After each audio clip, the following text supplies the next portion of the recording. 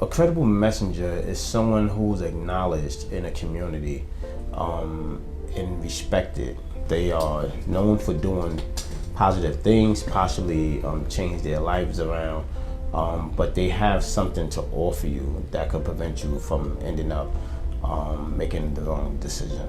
Credible messenger, in my opinion, would be somebody that is in the community, from the community, that's helping the community.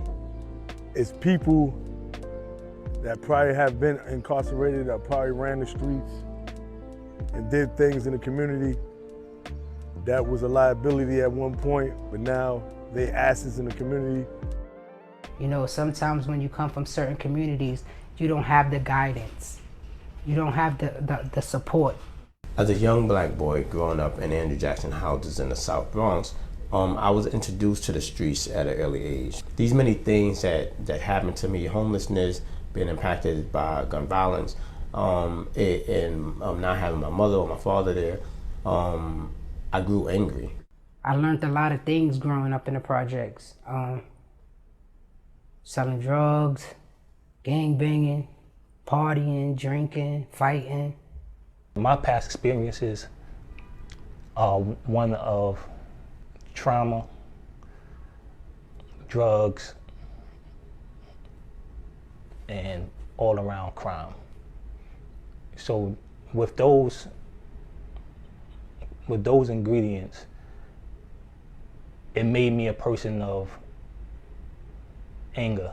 Now, being a credible messenger, I realized that those traits actually helped me, because in the community where I'm from, that's still going on with the younger generation. As a credible messenger, I am dealing with things from the perspective of my lived experience.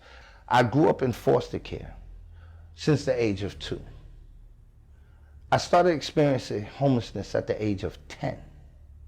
When you look at my rise in the context of addressing housing and homelessness, I was built for this.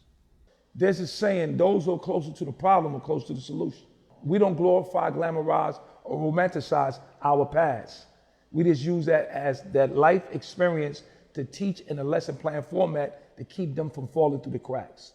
That's all we do as credible messengers. When Credible Messenger first came on the scene, it was more or less what we call violence interrupters. The people that's in the streets, in the trenches, when the violence happens, they go out, they talk to both parties, and they try to get the people not to retaliate or what have you. Then you have the people like myself and other organizations.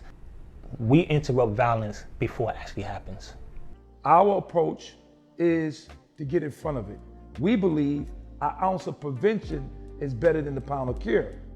Neighborhood Benches is a grassroots organization started out in the Bronx in Andrew Jackson houses. We work to transform communities using credible messengers, which are neighborhood leaders.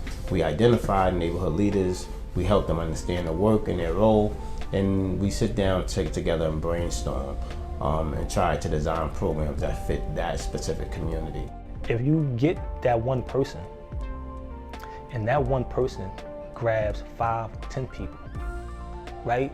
Then your one person made a world of difference. Throughout the years, we've been educating the young people about the various systems that may be impacting them, educating them around food justice, educating them around mass incarceration, community violence, including gun violence. We've been distributing food, PPE, but we also build community programs.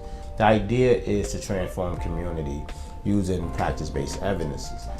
Credible messengers can't do it all alone.